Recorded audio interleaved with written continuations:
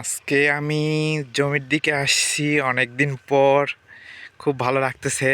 চারদিকে সবুজ আর সবুজ, সব আলু, তারপরে হচ্ছে সরষা, এগুলা দিয়ে একদম জমি গোটায় পুরাটা একদম ভরপুর। খুব ভালো লাগতেছে।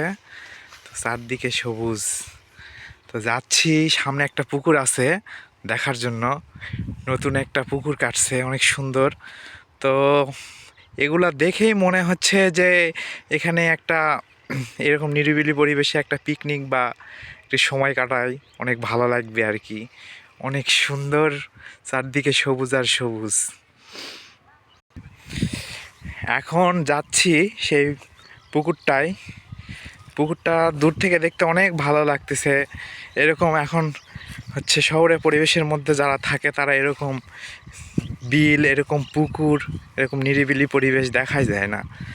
তো যারা চান তারা যায়, একবার গ্রাম থেকে ঘুরে আসেন, অনেক ভালো লাগবে। তো সামনে যাচ্ছি আমি পুকুরটার দিকে,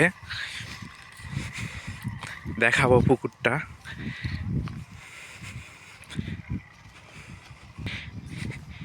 এই পাশে দেখেন, সামনে মানুষ হচ্ছে ধান লাগানোর জন্য ধানের চারা হচ্ছে ফেলছে আর কি জমিতে। কত সুন্দর একটা প্রাকৃতিক দৃশ্য। ওই যে দূরে মানুষ দেখা যাচ্ছে, মানুষ নাই বললেই চলে। তো দু একজন মানুষ কাজ করতেছে, এই যে ধানের চারা, এই সব কিছু মিলে একদম মনোরম একটা পরিবেশ, যেটা দেখে আমার অনেক ভালো লাগতেছে। কি আর বলবো, ভাষায় প্রকাশ করা যাচ্ছে না। তো শহরে কোলাহলের মধ্যে থাকতে থাকতে এমন এক অবস্থা একসময় হয়ে যায় যে মানুষ গ্রাম খোঁজে। তো গ্রাম হচ্ছে আমাদের শিকড়।